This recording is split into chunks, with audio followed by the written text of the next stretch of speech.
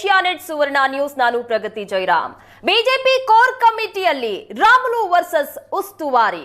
ನಿನ್ನೆ core committee ಸಭೆಯಲ್ಲಿ ಸಾಕಷ್ಟು ವಿಚಾರಗಳು ಚರ್ಚೆಯಾಗಿದೆ.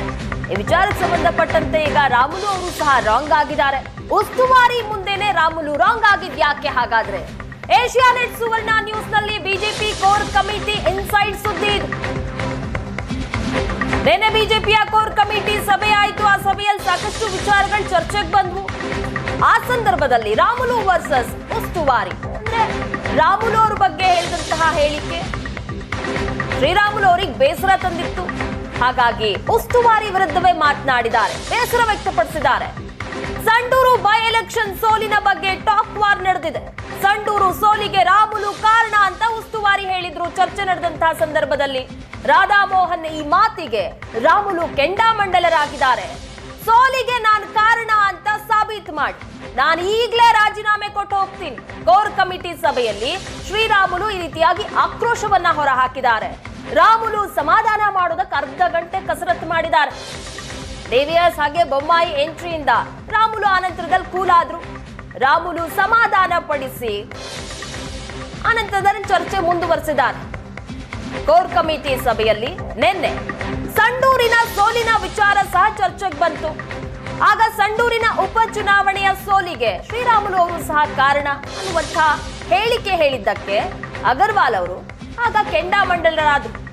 ನಾನೇ ಅದಕ್ಕೆ ಕಾರಣ ಅಂತ ಸಾಬೀತು ಮಾಡ್ಲಿ, ನಾನು ಪಕ್ಷ ಬಿಡೋದಕ್ಕೆ ರೆಡಿ ಇದ್ದೀನಿ ಅಂತ ಪಕ್ಷ ಬಿಡೋ ಮಾತಾಡಿದ್ದಾರೆ ಶ್ರೀರಾಮುಲು ಅವರು.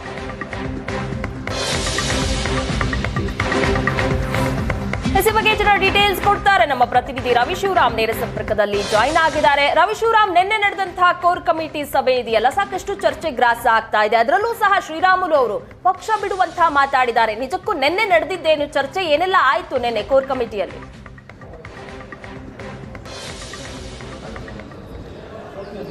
ಪ್ರಗತಿ, ನಿನ್ನೆ ಇಡೀ ದಿನ ಬಿಜೆಪಿಯ ಕಚೇರಿಯಲ್ಲಿ ಸಭೆಯನ್ನು ಕರೆಯಲಾಗಿತ್ತು. ರಾಧಾಮೋಹನ್ ಅಗರ್ವಾಲ್ ಅವರು ರಾಜ್ಯದ ಬಿಜೆಪಿಯ ಉಸ್ತುವಾರಿ ಅವರ ನೇತೃತ್ವದಲ್ಲಿ ನಡೆದ ಸಭೆಯಲ್ಲಿ ಆರಂಭದಲ್ಲಿ ಶಾಸಕರ ಸಭೆ, ನಂತರದಲ್ಲಿ ಜಿಲ್ಲಾಧ್ಯಕ್ಷರ ಸಭೆ, ಸಂಜೆ 7 ಗಂಟೆಗೆ ಒಂದು ಕೋರ್ ಕಮಿಟಿ ಸಭೆಯನ್ನು ನಿಗದಿ ಮಾಡಿದರು. ಈ ಸಂದರ್ಭದಲ್ಲಿ ಅನೇಕ ವಿಚಾರಗಳ ಬಗ್ಗೆ ಚರ್ಚೆ ಆಯಿತು. ಆದರೆ ಆ ಚರ್ಚೆಯಾದ ಅನೇಕ ವಿಚಾರಗಳಲ್ಲಿ ಬಹಳ ಮುಖ್ಯವಾದದ್ದು ಶ್ರೀರಾಮುಲು ಅವರು ಬೇಸರವನ್ನು ಮಾಡಿಕೊಂಡಿದ್ದು, ಪಾರ್ಟಿಗೆ ರಾಜೀನಾಮೆಯನ್ನು ಕೊಡ್ತೀನಿ ಅಂತ ಹೇಳಿದ್ದು.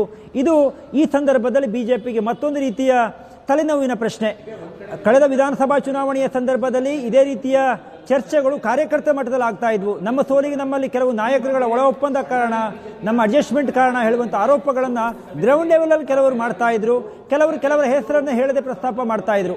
ಆದರೆ ಮೊನ್ನೆ ಮುಕ್ತಾಯವಾದಂಥ ಉಪಚುನಾವಣೆಯ ಸಂದರ್ಭದಲ್ಲಿ ಅದು ಸಂಡೂರು ಇರಬಹುದು, ಅದೇ ರೀತಿ ಚನ್ನಪಟ್ಟಣ ಇರಬಹುದು, ಹಾಗೆಯೇ ಹಾವೇರಿಯ ಶಿಗ್ಗಾವಿ, ಈ 3 ಕ್ಷೇತ್ರದಲ್ಲಿ ನಡೆದಂಥ ಚುನಾವಣೆಗೆ ಬಿಜೆಪಿ ಮತ್ತು ಮೈತ್ರಿ ಪಕ್ಷ 3ಕ್ಕೆ 3 ಸೋಲನ್ನು ಕಾಣಿತು. ಆದರೆ ಸಂಡೂರಿನಲ್ಲಿ ಈ ಸೋಲಿಗೆ ಪ್ರಮುಖವಾಗಿ ಮಾಜಿ ಸಚಿವರಾಗಿರುವಂಥ ಬಿ ಶ್ರೀರಾಮುಲು ಅವರು ಕಾರಣ ಎನ್ನುವಂಥ ಮಾತನ್ನ ಕಾರ್ಯಕರ್ತರು ಯಾರು ಆಡಿದಲ್ಲ. ಕೋರ್ ಕಮಿಟಿಯ ಸಭೆಯೊಳಗೆ ಸ್ವತಃ ರಾಜ್ಯದ ಉಸ್ತುವಾರಿಯಾಗಿರುವಂಥ ಅಗರ್ವಾಲ್ ಮಾತನಾಡಿದಾಗ ಶ್ರೀರಾಮುಲು ಅವರಿಗೆ ಇದನ್ನು ಸಹಿಸಿಕೊಳ್ಳೋದಕ್ಕಾಗಲಿಲ್ಲ.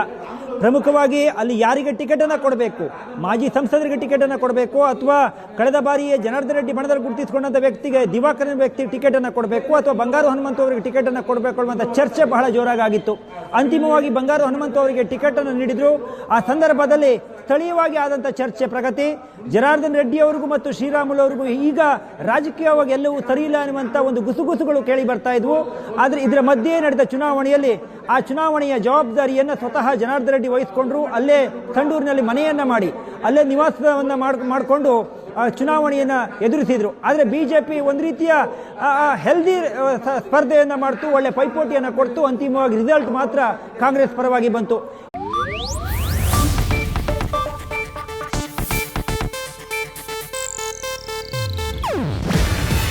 ಇದು ಏಷ್ಯಾನೆಟ್ ನ್ಯೂಸ್ ನೆಟ್ವರ್ಕ್ ಪ್ರಸ್ತುತಿ.